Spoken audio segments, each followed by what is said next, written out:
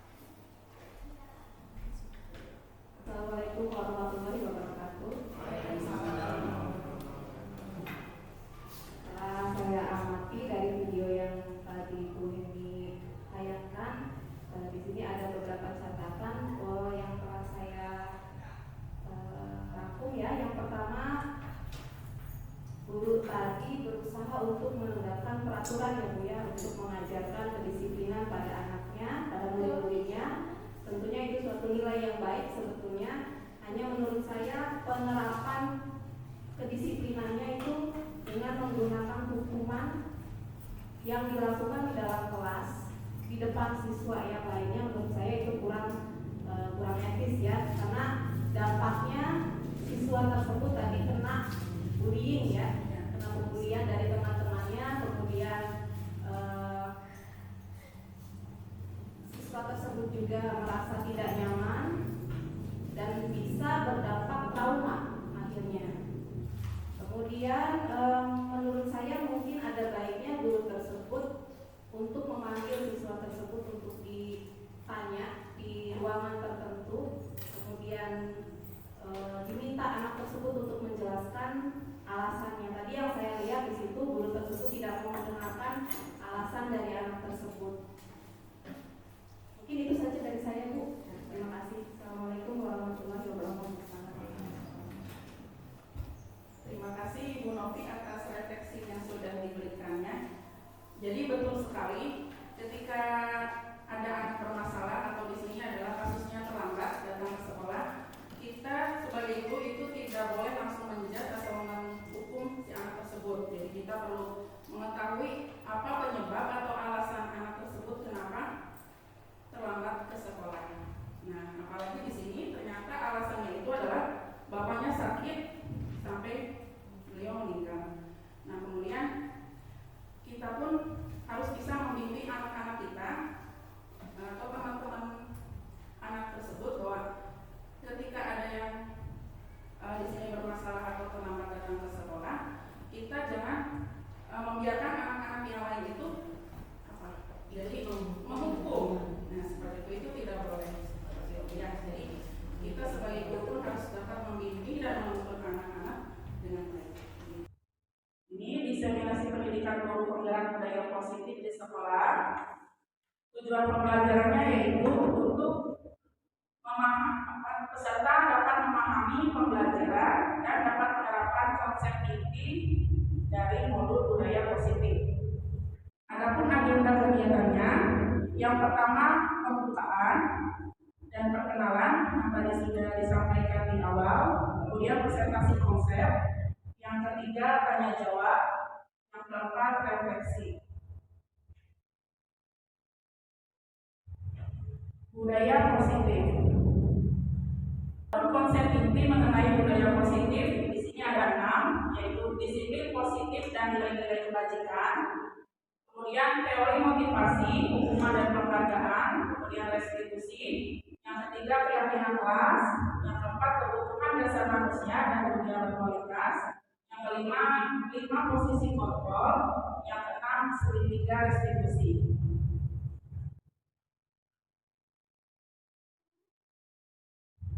Disiplin positif. Ya, sebelum kita membahas disiplin positif, saya akan menyapa Bapak Ibu terlebih dahulu ya. Kalau saya sapa Bapak Ibu apa kabar? Bapak Ibu bilang alhamdulillah, saya sehat, saya kuat, saya hebat. Bapak Ibu apa kabar? Alhamdulillah, saya sehat, saya hebat, saya kuat. Yes. Ya, ulangi ya. Bapak Ibu apa kabar? Alhamdulillah, saya sehat, saya kuat. Yes. Nah, baik sekali ya. Bagus, masih semangat ya Bapak Ibu. Ini disiplin positif itu berasal dari bahasa Latin disiplina yang artinya belajar. Nah, disiplin diri membuat orang menggali potensinya menuju sebuah tujuan. Jadi ada tujuannya. Kemudian apa yang dia hargai. Namun dalam budaya kita, kata disiplin telah berubah menjadi sesuatu yang dilakukan seseorang pada orang lain untuk mendapatkan kepatuhan. Kemudian umumnya kecenderungan kata disiplin dengan ketidaknyamanan bukan dengan apa yang kita hargai atau pencapaian suatu tujuan dunia.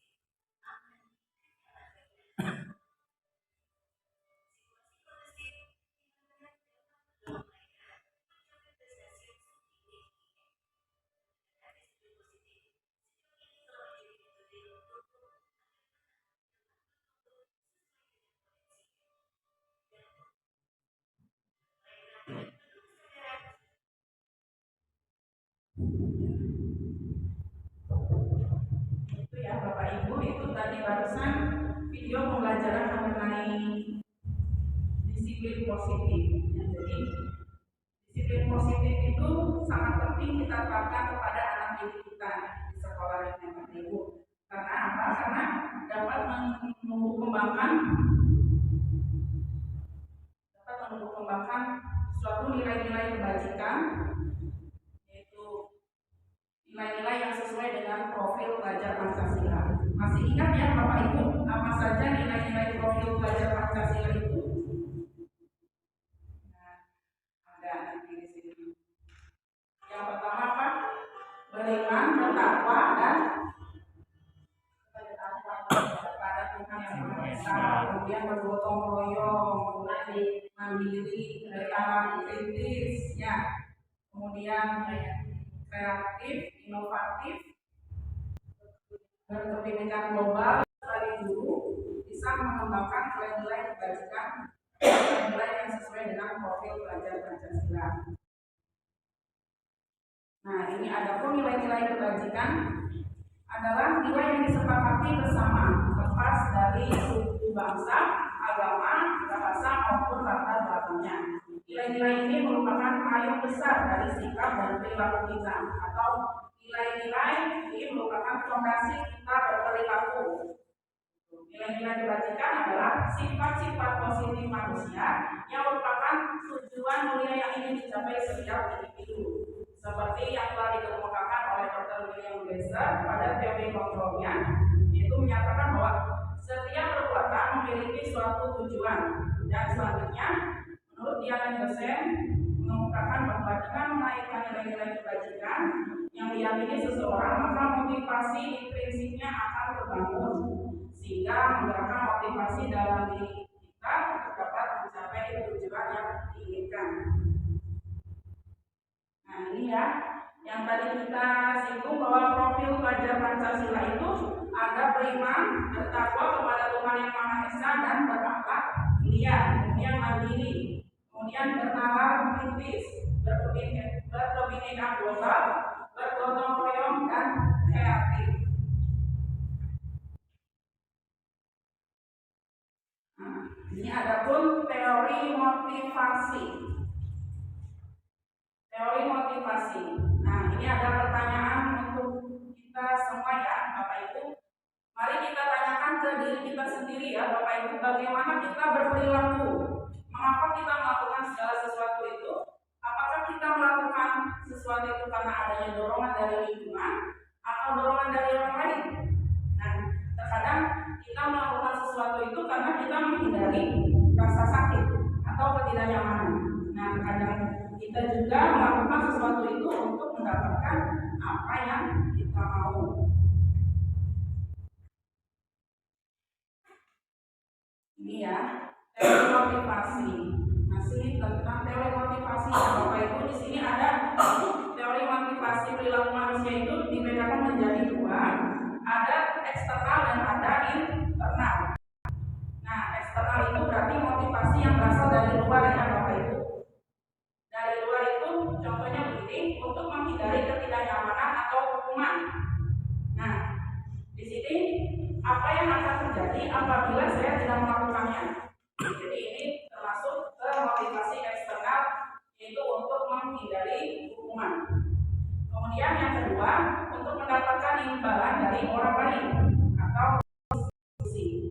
Jadi apa yang akan saya dapatkan apabila saya melakukannya? Karena dorongan imbalan. Ya. Kemudian untuk yang yaitu untuk menghargai diri sendiri. Nah, jadi ini keinginan dari diri sendiri, karena ini menghargai diri sendiri, itu yang Bapak. Jadi ini menjadi insan yang sesuai dengan harapan kita. Itu saya akan menjadi orang yang seperti apa apabila saya melakukan. Jadi itulah motivasi internal. Yang pertanyaannya, apakah sudah kita memiliki motivasi internal tersebut? Sudah Bapak Ibu?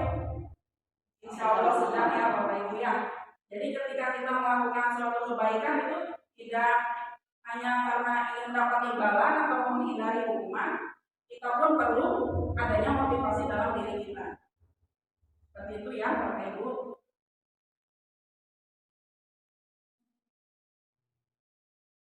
Baik ya, Bapak Ibu, tadi kita menyinggung mengenai motivasi itu karena menghindari hukuman. Nah, jadi hukuman itu apa? Hukuman itu bersifat tidak terencana atau tiba-tiba. Nah, jadi anak atau murid tidak tahu apa yang akan terjadi karena dia tidak dilibatkan, dan hukuman itu bersifat satu arah dari pihak guru yang memberikan. Dan murid pun hanya menerima suatu hukuman tanpa melalui suatu kesepakatan, atau pengarahan dari pihak gurunya, baik sebelum atau sesudahnya. Nah, jadi hukuman yang diberikan bisa berupa fisik maupun psikis. Kemudian anak atau murid pun disakiti oleh suatu perbuatan atau kata-kata. Contohnya itu ketika anak misalkan terlambat datang ke sekolah, kemudian guru tiba-tiba memberi hukuman suruh lari keliling lapangan, misalkan 10 kali keliling lapangan, itu berarti di situ guru sudah memberikan hukuman berupa fisik. Ya, jadi di situ anak-anak tiba-tiba diberikan suatu hukuman tanpa diberitahu atau diberi kesepakatan atau pengarahan dari pihak gurunya.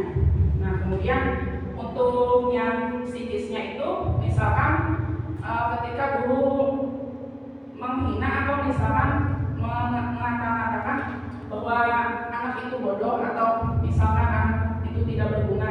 Nah, itu adalah sudah melukai psikis atau perasaan anak tersebut. Nah, itu pun sudah termasuk memberi hukuman kepada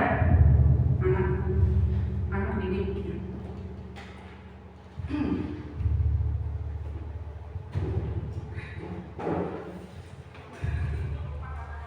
Untuk konsekuensi itu sudah terencana.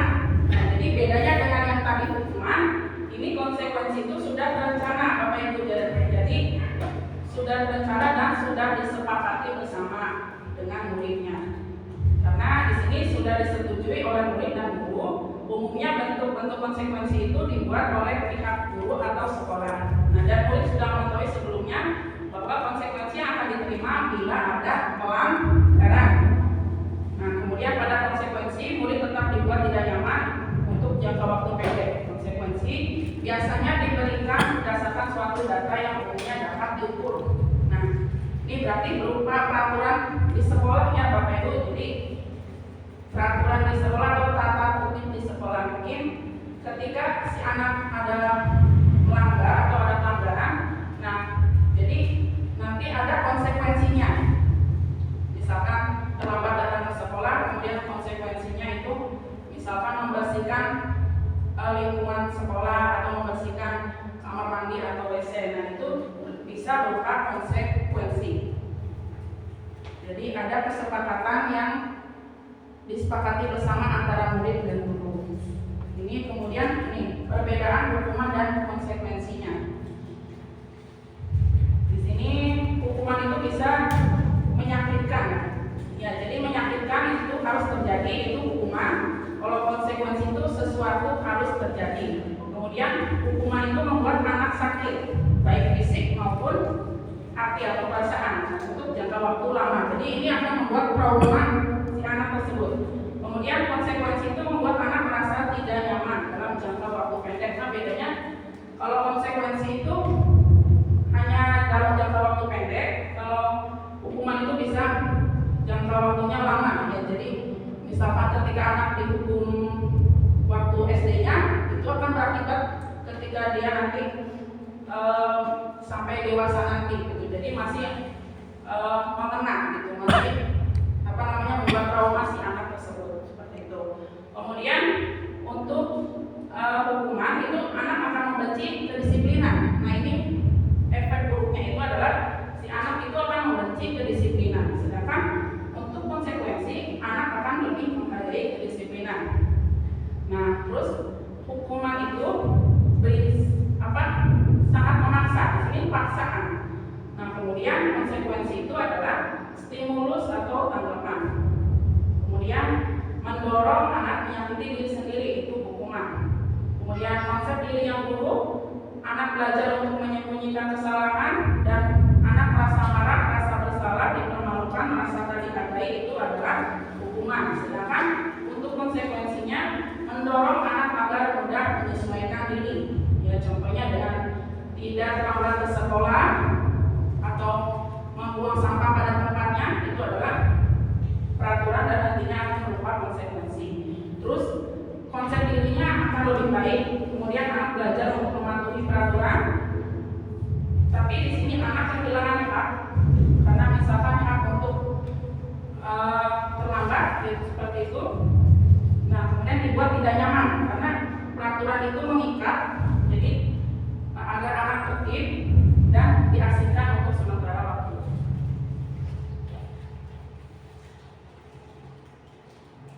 Nah, ini adalah contoh ya Bapak Ibu, tindakan guru kemudian dengan hukuman atau konsekuensinya.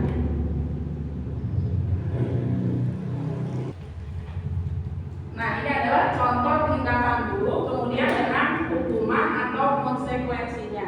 Di sini bisa kita bedakan ya Bapak Ibu. Coba menurut Bapak Ibu, di sini mencatat 100 kali di dalam buku kalimat saya tidak akan terlambat lagi, karena terlambat ke sekolah itu menurut Bapak Ibu, apakah ini hukuman atau konsekuensi?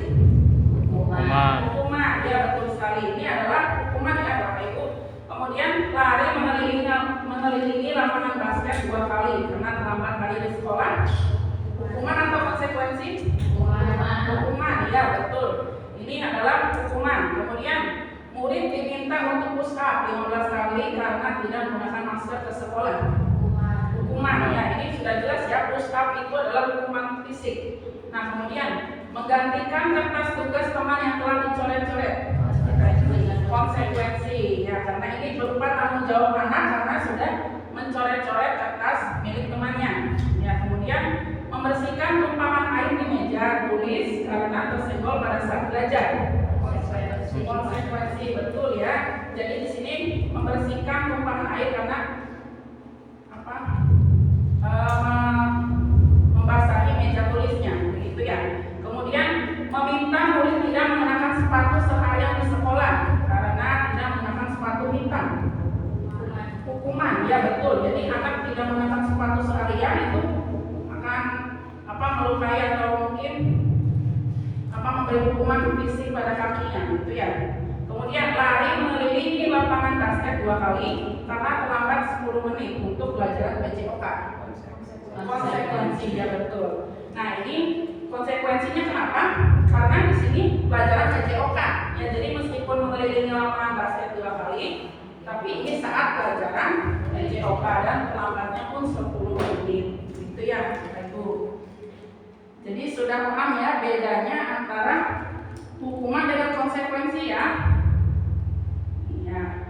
Nah, kemudian kita akan membahas restitusi ini Bapak Ibu. Tadi sudah hukuman, kemudian konsekuensi, ini ada restitusi. Nah, ini cara yang paling baik untuk kita terapkan kedisiplinan pada anak didik kita. Restitusi adalah sebuah cara untuk menanamkan disiplin positif pada murid. Nah, restitusi bukan untuk menebus kesalahan, namun untuk belajar dari kesalahannya. Jadi tujuannya untuk memperbaiki hubungan. Nah, di sini ada gambar segitiga restitusi ya Bapak Ibu. Di sini ada yang poin pertamanya itu adalah menstabilkan identitas, kemudian validasi tindakan yang salah, dan yang terakhir itu menanyakan keyakinan. Nanti untuk segitiga restitusi akan kita bahas di bagian berikutnya ya. Nah, untuk ciri-ciri restitusi, di sini ada 9 ya Bapak Ibu. Jadi intinya itu ciri-ciri restitusi itu bukan untuk menebus kesalahan, namun untuk belajar dari kesalahan sehingga ada perbaikan hubungan. Kemudian berupa tawaran bukan paksaan, sehingga dapat menuntun anak didik untuk melihat ke dalam dirinya, sehingga anak itu dapat memenuhi kebutuhan dasarnya, gitu ya, kebutuhan dasarnya, sehingga anak itu tahu mana cara yang paling baik untuk memperbaiki dirinya. Seperti itu ya Bapak Ibu.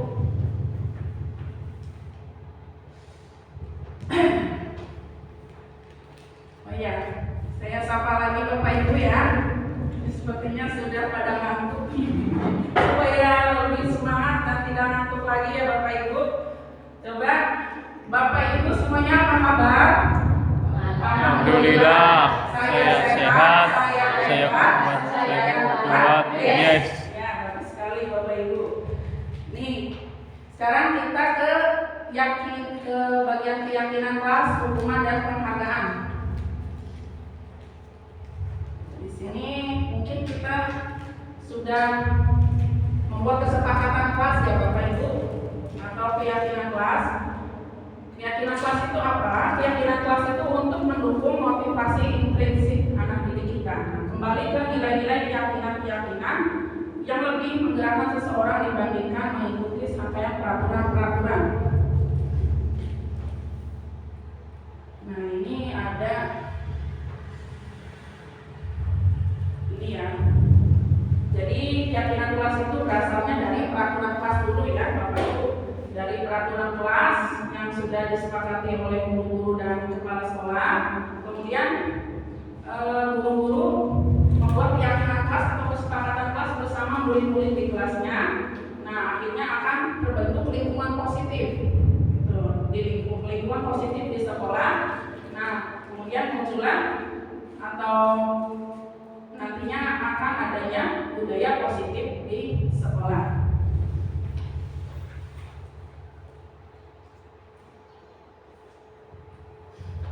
Nah, inilah peraturan yang biasanya ada di sekolah ya Bapak Ibu. Kemudian yang sebelahnya itu adalah keyakinan kelas yang dituju.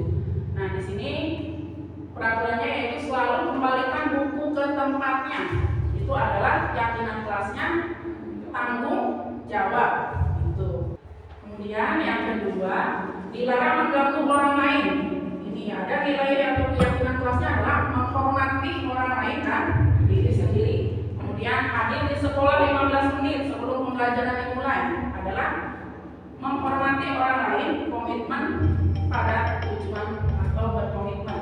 Kemudian dilarang melakukan kekerasan, yaitu keselamatan, menghormati orang lain. Kemudian dilarang menggunakan narkoba. Ini adalah bentuk kesehatan.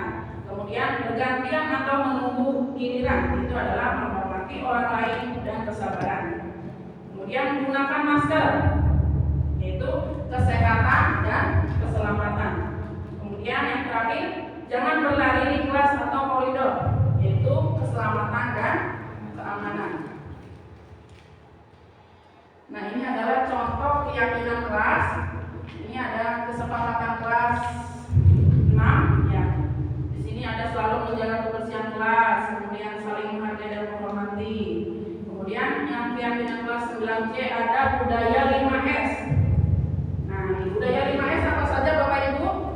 Yang pertama itu senyum, sapa, salam, sopan, dan santun. Nah, ini penting ya Bapak Ibu, kita buat keyakinan kelas budaya 5S itu pada anak didik kita supaya anak didik kita itu terbiasa budaya 5S, yaitu senyum, sapa, salam, sopan, dan santun. Kebutuhan dasar manusia. Ini kebutuhan dasar manusia itu ada 5 ya Bapak Ibu. Apa saja? Di sini ada yang pertama kebutuhan bertahan hidup, kemudian kebutuhan kasih sayang dan rasa diterima, kebutuhan penguasaan, kebutuhan kebebasan, dan kebutuhan kesenangan. Ini semuanya adalah kebutuhan dasar yang harus kita penuhi ya. Yang paling penting apa? Menurut Bapak Ibu, bertahan hidup ya betul. Ya, yang penting hidup ya. Yang penting kita bisa bertahan hidup. Kemudian kita dapat kasih sayang dan rasa diterima, kemudian kita dapat penguasaan, kebebasan, dan kesenangan. Itu adalah kebutuhan kita, kebutuhan dasar manusia. Ya baik, ini adalah 5 posisi kontrol. 5 posisi kontrol kita di sekolah itu sebagai guru itu adalah bisa sebagai penghukum. Kemudian yang kedua bisa sebagai pembuat merasa bersalah. Maksudnya pembuat merasa bersalah itu adalah misalkan anak ada yang bersalah atau di sini melanggar peraturan, kemudian kita sebagai guru itu membuat anak tersebut merasa bersalah, sehingga tidak akan mengulangi kesalahannya seperti itu. Kemudian nomor 3, teman. Nah, kita pun sebagai guru itu bisa memposisikan kita sebagai teman kepada murid, kepada anak didik. Kemudian yang keempat sebagai pemantau. Nah, kemudian yang terakhir adalah manajer.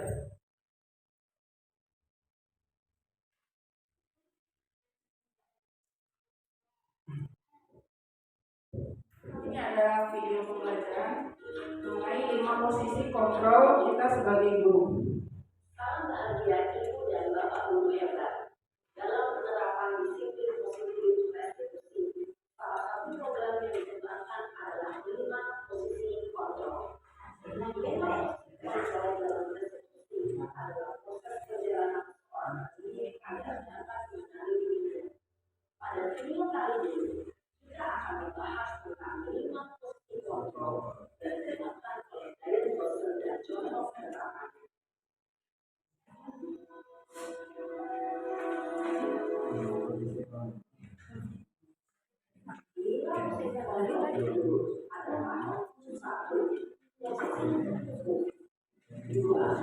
Posisi membuat naskah bersama.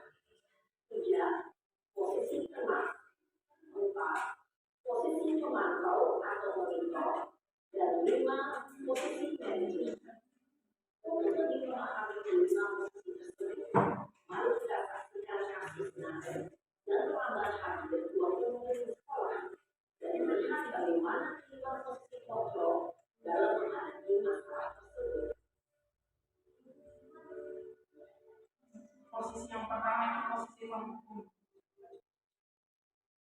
Nah, nanti kita bisa bedakan apa saja ini yang posisi-posisi kontrol. Nah, sini kamu. Selalu terlambat. Kamu deh, pasti terlambat.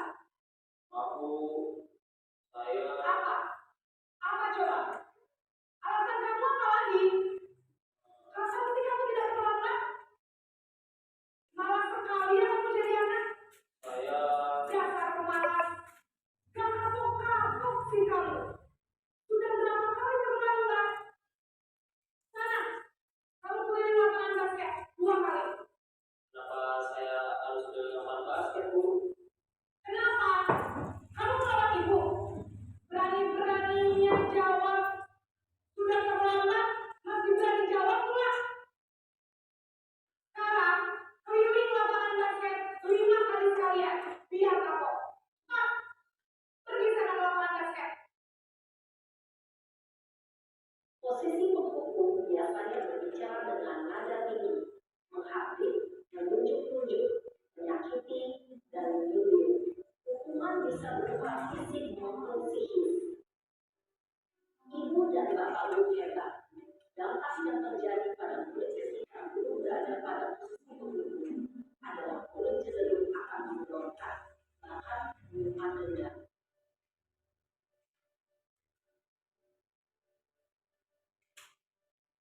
Merasa bersalah.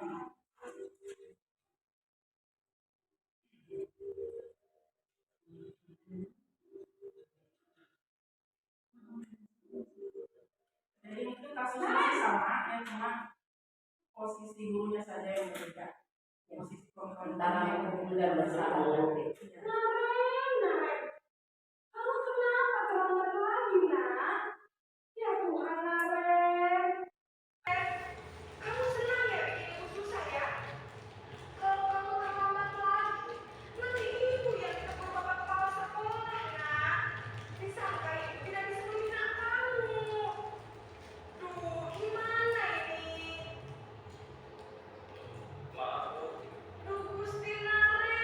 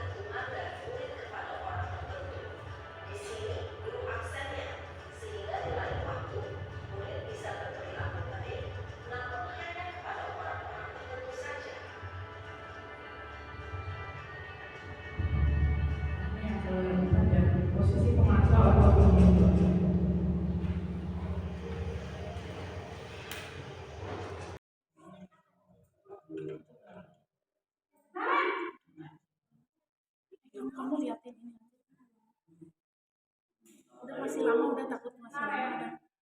Kamu liatin ini aja ya. Tentang jam berapa kita harus bersekolah? Masih lama udah jangan. Ya betul. Kamu liatin ini. Kalian sudah tahu konsekuensinya jika terlambat akhir. Kamu, saya harus tinggal kelas pas jam istirahat selama 20 menit. Ya benar, konsekuensinya demikian. Jadi nanti jam 9.30 pas istirahat, kamu harus tinggal di kelas, kerjakan tugas tambahan untuk ketinggalan kamu ya. Baik, Bu. Posisi pemantau mengandalkan perhitungan atau data untuk mengontrol mobil. Untuk mengarahkan mobil berdasarkan peraturan dan konsekuensi. Seorang pemantau menunjukkan bahasa tubuh dan ekspresi wajah yang datar dan cenderung formal.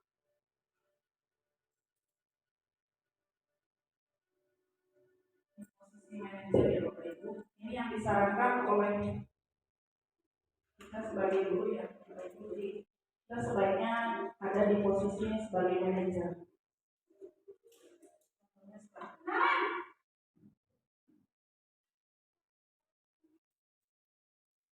Baik, Bu. Selamat pagi kalian. Maaf, Bu. Saya terlambat. Ya, sekolah masuknya jam 7, sekarang sudah jam 7.20.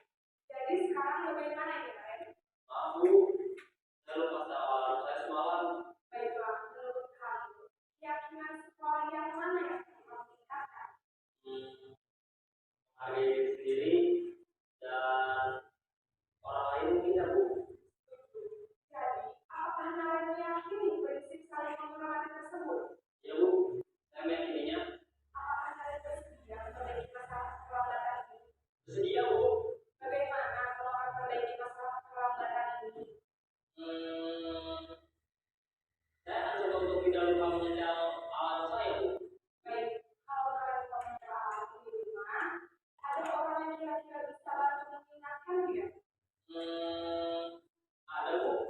Kakak saya, Kak Emma. Ada lagi selain KM? Selain Kak Emma, ada ibu saya. Baik, jadi yang mengingatkan kalian adalah KM dan ibu kamu ya. Kira-kira akan mulai searah kapan nih kalian? Setelah pulang sekolah, akan segera saya lakukan. Baik, jadi kalian akan setel alarm untuk bangun besok pagi dan akan diingatkan oleh kakak dan ibu dan Naren ya. Ada lagi yang mungkin perlu dilakukan kalian agar tidak terlambat bangun lagi. Tidak ada, Bu. Baik kalian, terima kasih untuk kerjasama kamu. Sekarang kamu perlu kembali ke kelas belajar. Baik, Bu. Terima kasih. Posisi manajer adalah posisi kontrol yang disarankan untuk membimbing murid memiliki sikap disiplin yang positif, yaitu murid yang mandiri, bertanggung jawab, dan dapat memecahkan masalah. Tujuan dari posisi ini adalah agar murid dapat berefleksi atas tindakannya. Guru akan dengan terus memberikan pertanyaan-pertanyaan bermakna, sehingga membuat murid dapat belajar dari kesalahannya dan mencari sebuah solusi untuk menyelesaikan. Nah, itu ya Bapak Ibu. 5 posisi kontrol. Tadi yang pertama apa saja Bapak Ibu? Penghukum. Posisi penghukum. Nah, boleh tidak kita sebagai guru menghukum anak didik kita yang bersalah? Tidak boleh. Sebenarnya tidak boleh ya. Tuh. Kemudian ada lagi posisi yang kedua tadi apa? Merasa bersalah. Membuat merasa bersalah. Jadi membuat yang anak didik yang bersalah itu akan merasa bersalah. Nah, terus Bahagia ibu dan bapak. tadi apa? Yang ketiga, teman, sebagai teman. Jadi kita akan lebih ramah kepada anak didik kita, meskipun anak didik tersebut bersalah, tapi kita sebagai teman itu akan lebih ramah dan akan lebih lebih mendekati si murid tersebut bahwa dalam membuat ya jadi merasa nyaman anak tersebut gitu. Jadi ketika anak merasa nyaman, anak tersebut akan mematuhi aturan-aturan atau keyakinan dalam kelas. Seperti itu. Kemudian yang keempat apa tadi? Memantau. Memantau. Kemudian yang kelima, manajer. Sebaiknya kita ada di posisi kontrol yang mana Bapak Ibu? Manajer. Karena manajer itu anak tersebut akan apa? Akan lebih bertanggung jawab. Betul. Ya. Di sini ada praktik segitiga restitusi. Yang pertama apa? Menstabilkan identitas. Tadi restitusi kan sudah di awal kita bahas ya, Bapak Ibu. Restitusi. Nah, ini ada langkah-langkahnya. Langkah-langkahnya itu ada 3. Yaitu yang pertama menstabilkan identitas. Yang kedua validasi tindakan yang salah. Kemudian yang ketiga menanyakan keyakinan. Ini dibuat segitiga. Yang pertama apa tadi? Menstabilkan identitas. Ini di sini di bawah menstabilkan identitas. Kemudian ke atas validasi tindakan yang salah. Nah, di validasi tindakan yang salah itu di sini ada pertanyaannya. Kamu tentu punya alasan mengapa melakukan itu. Nah, kemudian adakah cara yang lebih efektif untuk mendapatkan apa yang kamu butuhkan? Nah, kemudian menanyakan keyakinan kepada anak. Keyakinan kelas apa yang telah kita sepakati?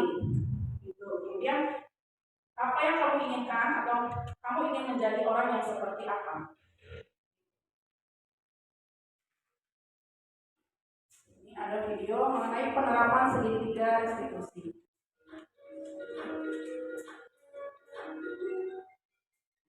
Salam berbahagia Ibu dan Bapak Ibu hebat. Pada video kali ini kita akan membahas tentang salah satu program disiplin positif yang diterapkan di lingkungan sekolah yang bernama restitusi.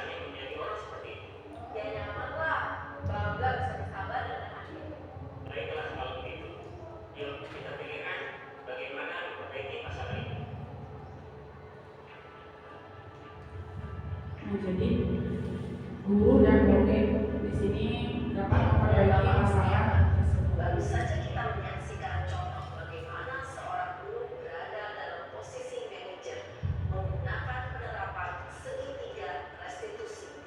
Mari kita bahas satu persatu. Pada sisi pertama, menstabilkan identitas berdasarkan pada prinsip bahwa membuat kesalahan adalah bagian dari proses pembelajaran. Nah, begitu ya. Jadi di sisi yang pertama itu menstabilkan identitas. Jadi kita menstabilkan identitas anak. Nah, yang tadinya anak itu berbuat salah, kemudian kita menstabilkan anak tersebut sehingga berada di itu yang tadinya rusak menjadi baik lagi. Kemudian berdasarkan prinsip membuat kesalahan adalah bagian dari proses pembelajaran. Jadi kita mewajarkan kesalahan anak, tapi kedepannya anak tersebut agar dapat memperbaiki kesalahan itu. Nah, ini sisi yang keduanya yaitu validasi tindakan yang salah. Di sini kita bisa menanyakan, kamu bisa saja bertindak lebih gegabah lagi dari ini. Kemudian kamu bukan melakukannya tanpa suatu alasan tertentu. Jadi kita pun menanyakan alasan-alasan kepada anak kenapa mereka melanggar keyakinan kelas. Kemudian kamu melakukannya karena mempertahankan sesuatu yang penting bagi kamu, atau mungkin kamu bisa mempelajari suatu perilaku baru yang lebih efektif. Nah, bersediakah kamu mempelajarinya? Seperti itu. Jadi kita tidak langsung memberi hukuman atau konsekuensi, gitu ya Bapak Ibu.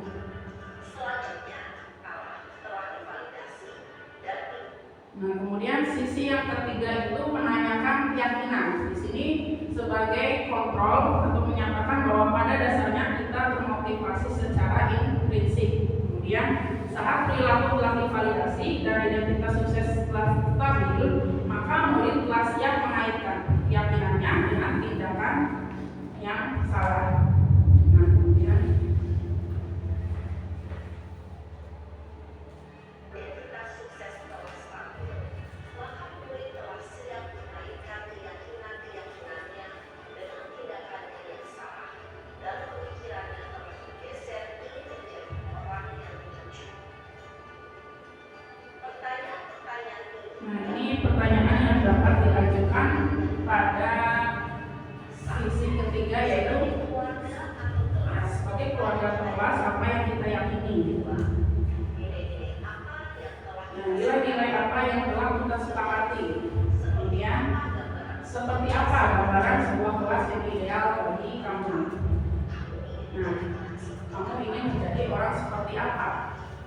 Nah, gitu ya. Jadi kita menanyakan keyakinan pada anak. Seperti itu. Nah, jadi keyakinan apa yang misalkan yang telah kamu langgar, contohnya misalkan terlambat datang ke sekolah itu kita telah melanggar keyakinan apa? Kemudian nilai-nilai apa yang telah kita sepakati? Kemudian apa gambaran sebuah kelas yang ideal bagi kamu? Kemudian kamu ingin menjadi orang seperti apa? Nah, begitu. Jadi harapannya dengan praktik segitiga restitusi ini anak akan lebih disiplin positif sehingga memunculkan budaya positif di sekolah.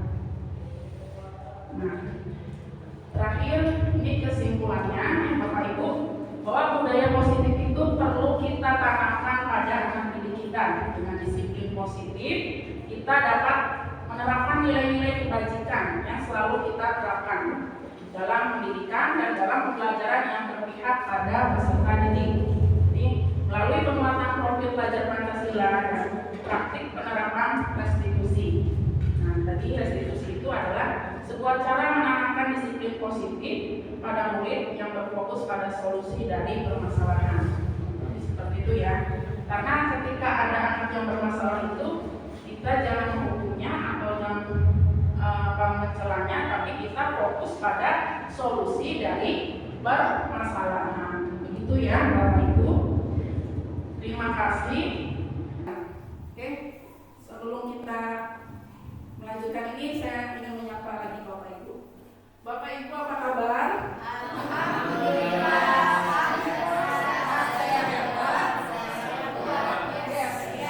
Allah Akbar.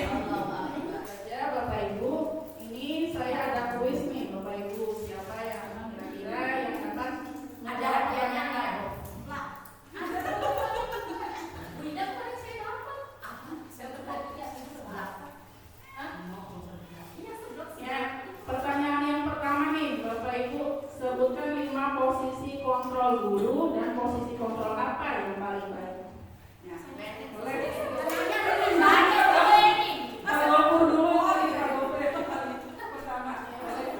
Yang pertama, posisi kontrol guru itu yang pertama sebagai pengukur. Ya, Terus yang kedua yaitu membuat rasa bersalah. ya, Yang ketiga sebagai teman. ya. Yang keempatnya sebagai pemantau dan yang kelimanya sebagai manajer. Terus Kan yang paling baik sih. dia posisi kontrol guru yang paling baiknya yaitu sebagai manajer. Iya, betul, betul, Bu. Ya, tadi yang disebutkan oleh Pak Gopur itu betul. 5 posisi kontrolnya itu ada yang pertama penghukum, kedua pemantau, terus pembuat merasa bersalah, teman, kemudian manajer. Nah, posisi yang paling baik kita sebagai guru adalah posisi manajer. Gitu. Kemudian untuk soal yang kedua nih, Bapak Ibu, siapa yang bisa menjawab apa perbedaan hukuman dengan konsekuensi? Bolehkah hukuman diterapkan di sekolah? Nah, siapa yang dapat menjawabnya, Bapak Ibu? Silakan. Bu Sinda atau Pak Rojali? Boleh? Apa perbedaan hukuman dengan konsekuensi? Tadi kan sudah ya boleh. Ada hukuman itu nggak boleh karena apa? Terus konsekuensi masih diperbolehkan karena apa? Bolehkah hukuman diterapkan di sekolah? Tidak boleh. Tidak boleh. Boleh, Bu. Alasannya bagaimana? Kalau hukuman kan sifatnya tidak terencana ya Bu ya. Kalau konsekuensi kan sudah terencana, artinya sudah didiskusikan dengan seluruh warga di sekolah. Jadi kalau hukuman itu tidak boleh, kalau konsekuensi boleh. Tepuk tangan untuk Bu Jinda.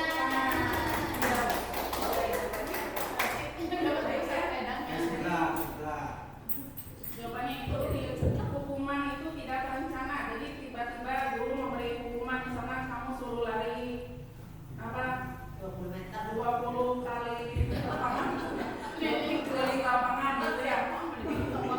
Itu karena terlambat berangkat sekolah.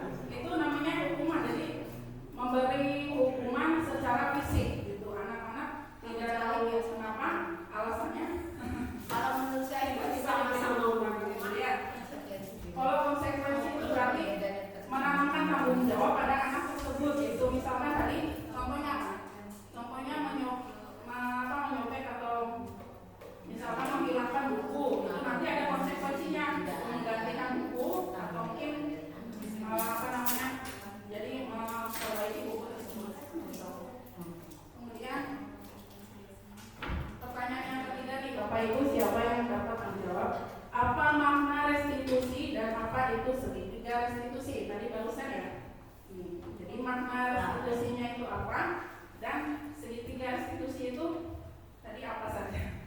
Jadi sudah sangat jelas ya, ada segitiga restitusi dan ada langkah-langkahnya. restitusi validasi.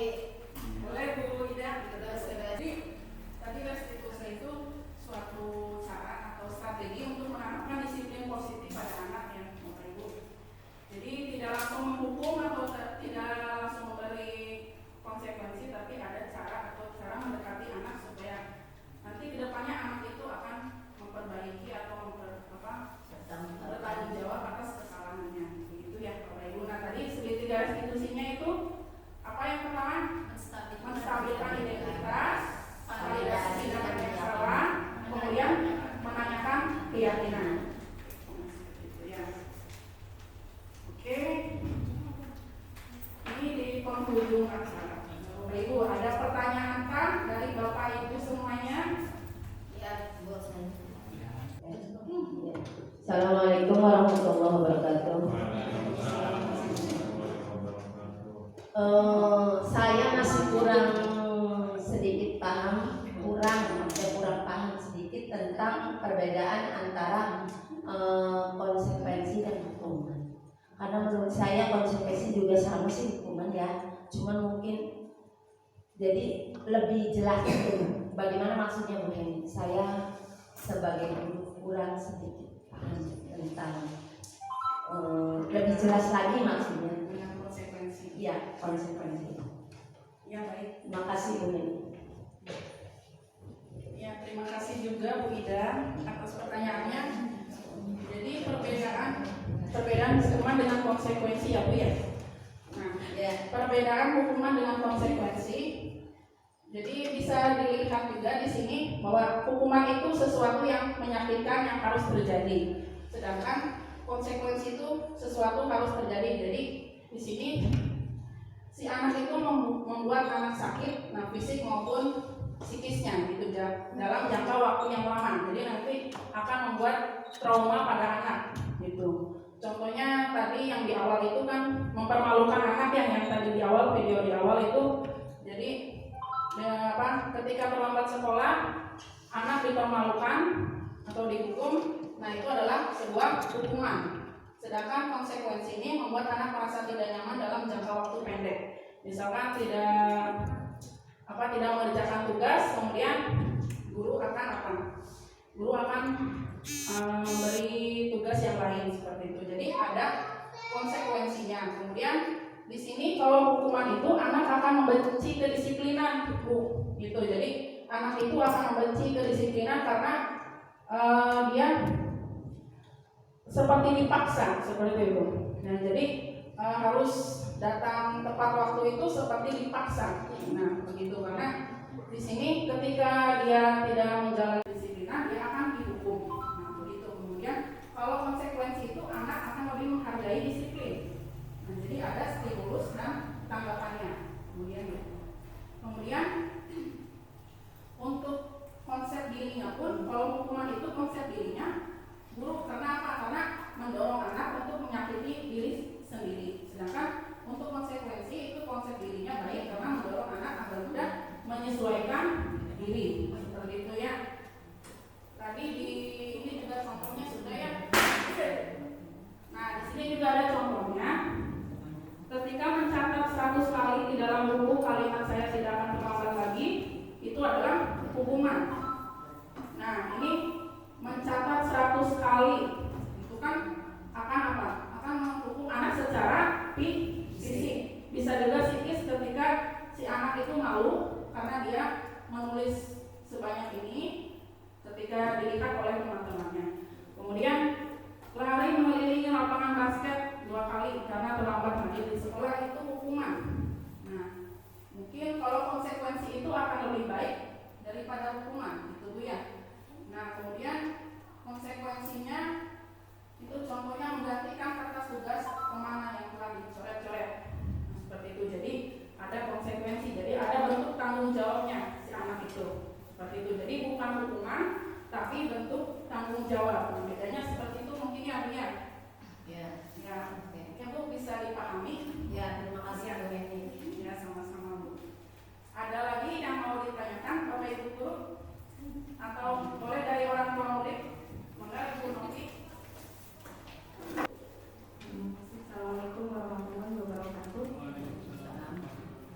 Mungkin ini sedikit pertanyaan saya. Bagaimana Ibu Heni menerapkan atau membuat suatu kesepakatan kelas? Kita tahu Bu Heni di kelas kecil ya, kelas rendah gitu. Bagaimana caranya Ibu Heni membuat atau membentuk keyakinan kelas untuk siswa yang kecil-kecil seperti itu? Barangkali pengalaman Ibu Heni bisa memberi pencerahan buat kita semua. Terima kasih. Assalamualaikum warahmatullahi wabarakatuh. Iki wis ditutupi kan wis. Iya Kang saja nih Mas. Ya, jadi kalau pengalaman saya dalam membuat keyakinan kelas di kelas rendah ya, kelas 2, saya ini bersama murid-murid saya, kebetulan murid-muridnya sangat banyak ya. Jadi murid-muridnya sangat banyak, cuma 6 gitu ya. Ya Bapak Ibu. Ya, kita kerjasamanya dengan anak-anak. Jadi kerjasamanya seperti apa, kita pun harus menanyakan kalau anak itu sepakatnya bagaimana. Jadi keinginan mereka itu apa yang masuk. Ya dari yang pertama itu yang pasti peraturan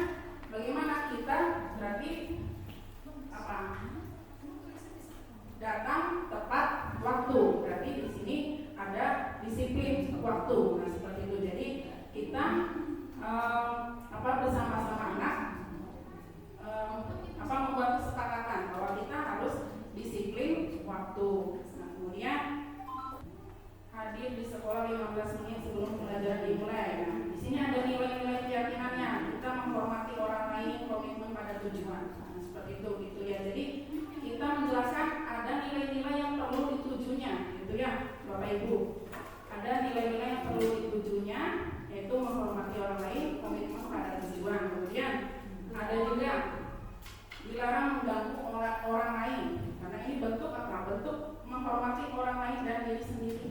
Gitu. Nah, jadi kan apalagi kalau di kelas rendah itu banyak anak yang suka nangis ya Bu ya, gitu. Tiba-tiba nangis atau ada ribut gitu. Nah, ini kita harus tahu penyebabnya apa, kemudian kita pun membimbing anak-anak atau menuntut anak bahwa kita harus bisa menghormati orang lain dan diri sendiri. Gitu. Kita membimbing anak bahwa menghormati orang lain itu perlu. Jadi kita tidak mengganggu anak-anak atau teman-teman yang lain, gitu ya Bu ya. Kemudian dilarang melakukan kekerasan. Ini yang paling penting ya, karena saat ini sering terjadi kasus bullying ya, atau kekerasan. Nah, jadi pada anak-anak di sekolah ini sedang banyak terjadi kasus kekerasan atau bullying. Gitu. Jadi kita memberi contoh bahwa bullying itu tidak baik, atau kita memberi nasihat kepada anak-anak kita bahwa kekerasan itu tidak baik karena akan berdampak buruk juga. Kemudian akan berdampak pada psikis kita atau fisik anak tersebut. Nah, karena di sini keyakinan yang sudah dilarangnya itu atau yang sudah dilanggarnya itu adalah keselamatan dan menghormati orang lain. Seperti itu. Kemudian di sini selalu kembalikan buku ke tempatnya, atau mungkin ini bentuk tanggung jawab anak. Jadi selalu menggunakan fasilitas sekolah dengan baik juga. Nah, seperti itu. Nah, kebetulan kalau kelas 2 itu kan tempatnya di perpus ya. Jadi banyak buku. Nah, jadi saya pun membimbing anak dan menasihati anak supaya mengembalikan buku itu ke tempatnya. Atau menggunakan fasilitas atau sarana-prasarana di sekolah itu dengan baik dan memelihara, tidak merusak fasilitas sekolah. Contohnya buku-buku yang ada di perpus. Itu ya Bapak Ibu. Mungkin itu yang dapat saya sampaikan Bapak Ibu. Terima kasih. Ada yang bisa atau ada yang mau disampaikan lagi? Ya, cukup. Bu Jija? Bismillahirrahmanirrahim. Bu, jadi saya izin flashback dulu ya. Kita kan sebagai guru, sebelum kita jadi guru kan kita jadi murid. Mungkin ketika kita jadi murid kita sering menerima hukuman ataupun konsekuensi. Mungkin yang paling parah itu hukuman yang membuat inner child kita itu terluka ya. Semisal dulu guru saya menghukum saya seperti ini, lalu ketika saya jadi guru, saya juga ingin menghukum murid saya seperti guru saya dulu menghukum saya.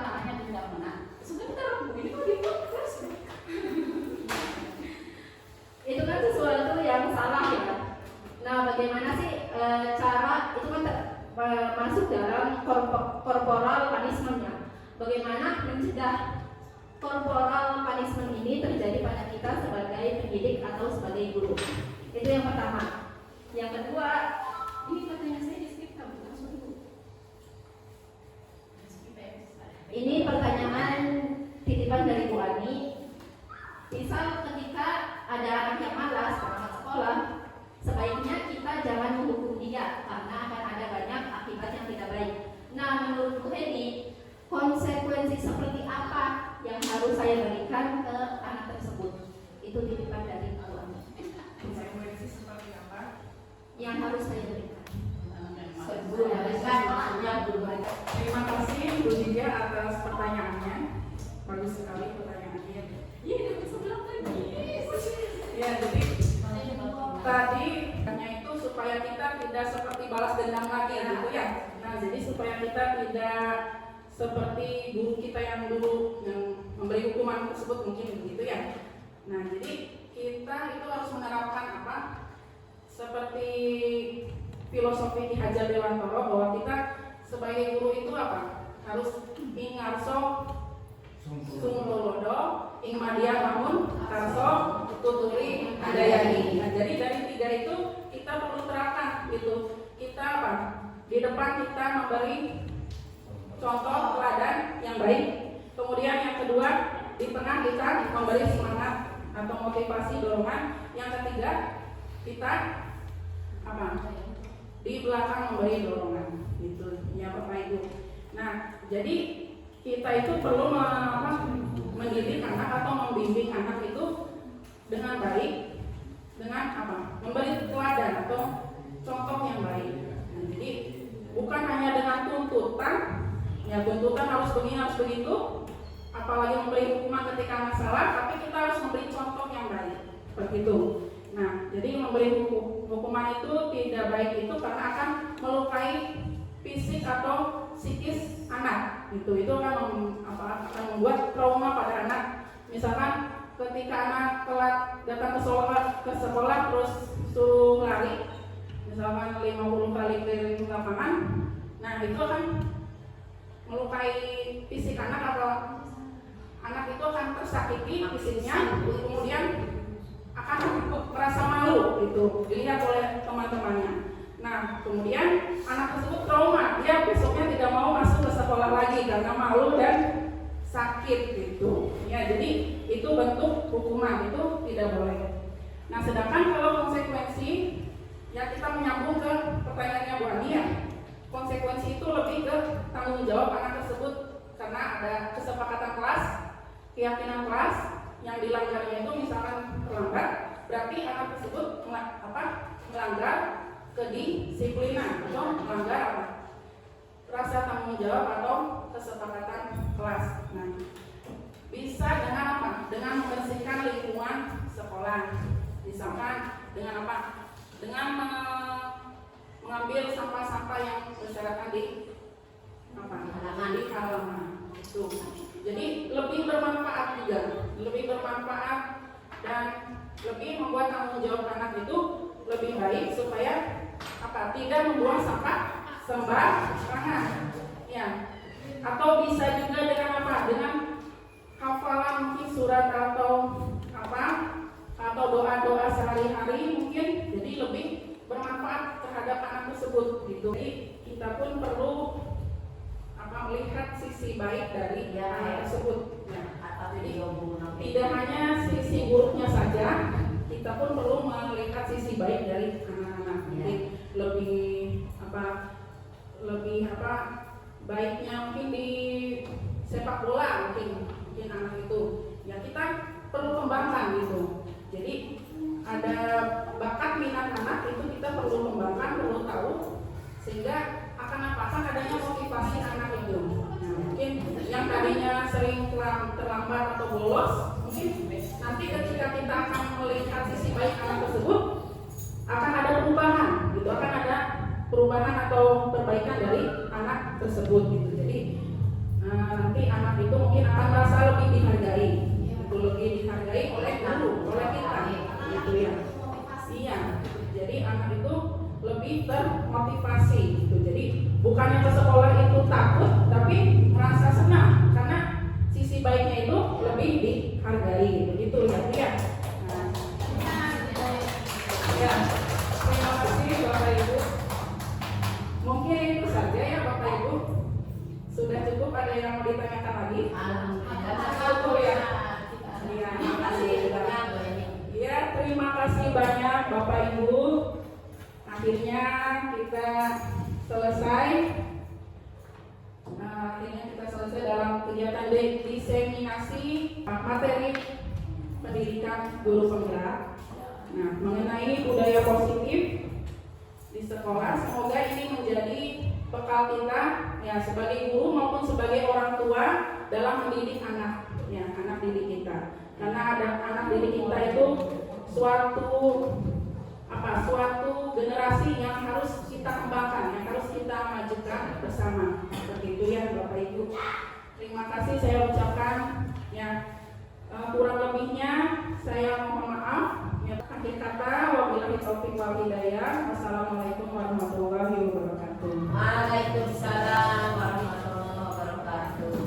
Itulah tadi kegiatan diseminasi budaya positif di sekolah. Kemudian untuk penerapan budaya positif dengan pembentukan keyakinan kelas sebagai berikut. Assalamualaikum warahmatullahi wabarakatuh. Waalaikumsalam.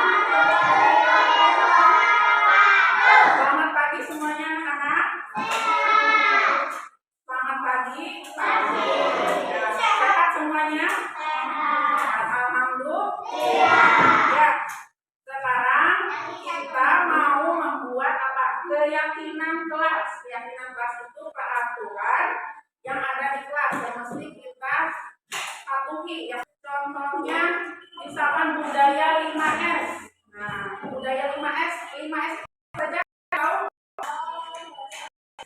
Senyum,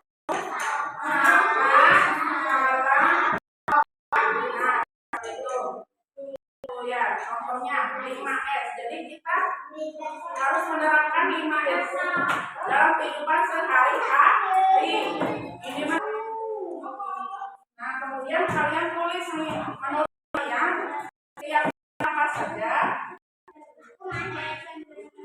yang penting kita terapkan atau kita patuhi bersama, gitu ya. Dan kita laksanakan bersama-sama.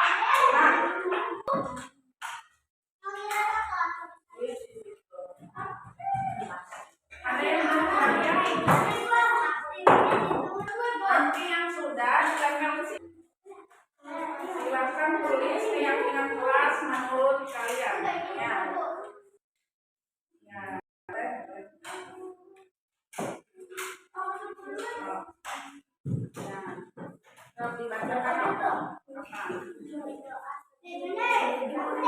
Berdoa sebelum dan sesudah belajar, ya betul. Jadi keyakinan kelasnya adalah berdoa dan berpakaian rapi dan sesuai setiap hari. Ya, jadi kalian harus berpakaian rapi dan sesuai setiap hari. Nah, jadi keyakinan kelas yang sudah kita buat itu ada 12. Ya, satu-satu yuk kita baca. Yang pertama adalah budaya 5S. Senyum, sapa, salam, sopan, dan akur. Yang kedua apa? Hadir tepat waktu. Iya. Kemudian yang ketiga, berpakaian rapi dan sesuai setiap hari. Jadi kalau Senin pakai apa, Selasa apa, itu harus sesuai ya setiap harinya. 4 apa? Berdoa sebelum dan sesudah belajar. Ya, jadi berdoa dulu ya. Kemudian nomor 5-nya belajar dengan sungguh-sungguh. Kemudian nomor 6-nya mengikuti apa? Mengikuti dan mengerjakan tugas. Ya. Kemudian 7, menjaga kebersihan kelas dan sekolah. Tuh, contohnya dengan piket ya. Ini tiap hari piket enggak? Kelas 5 harus juga. Ya, piket ya, harus ya. Kemudian nomor 8-nya jujur dan mandiri. Tuh ya. Kemudian nomor 9, saling mengasihi dan bekerja sama. Ya, terus nomor 10-nya mengikuti pembiasaan dan sholat setiap hari. Tuh ya, ini nanti kedepannya kita akan ada sholat Jumat setiap hari ya, mudah-mudahan terlaksana. Kemudian nomor 11-nya memperhatikan penjelasan guru ya saat jam pelajaran.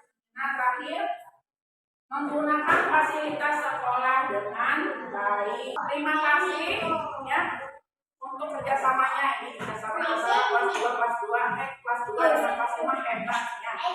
Ya, terima kasih semuanya. Silakan istirahat dulu ya.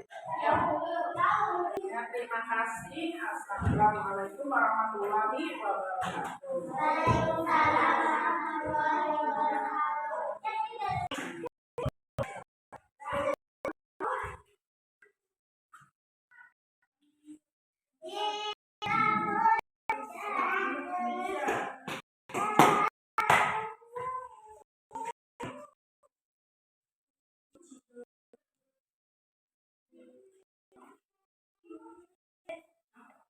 Jadi, refleksi dari kegiatan yang telah dilakukan yaitu pelaksanaan diseminasi materi budaya positif di sekolah dilaksanakan pada tanggal 24 Oktober 2023 bertempat di SD Negeri 3 Japura Kidul. Kecamatan Astana Japura, Kabupaten Cirebon. Terdapat 11 orang yang mengikuti kegiatan diseminasi ini, yaitu terdiri dari 7 orang guru dan 4 orang tua murid. Pada tanggal 25 Oktober 2023, saya melakukan pembentukan keyakinan kelas pada kelas 2 dan digabung dengan kelas 5. Karena jumlah murid kelas 2 yang sedikit, yang berangkat hanya 5 anak, jadi saya tambah dengan anak kelas 5. Anak-anak begitu semangat dan antusias dalam membuat keyakinan kelas. Kemudian, perasaan saya setelah melaksanakan kegiatan diseminasi dan pembentukan keyakinan kelas ini, saya menjadi termotivasi untuk mengimplementasikan dan mengembangkan nilai budaya positif di sekolah. Kemudian, untuk rencana perbaikannya, melakukan evaluasi terhadap penerapan budaya positif di sekolah, meningkatkan koordinasi dan kolaborasi dengan warga sekolah, kemudian meningkatkan kesadaran tentang pentingnya penerapan budaya positif di sekolah melalui penerapan segitiga restitusi. Mungkin itu saja yang dapat saya sampaikan. Kurang lebihnya saya mohon maaf. Terima kasih. Wassalamualaikum warahmatullahi wabarakatuh.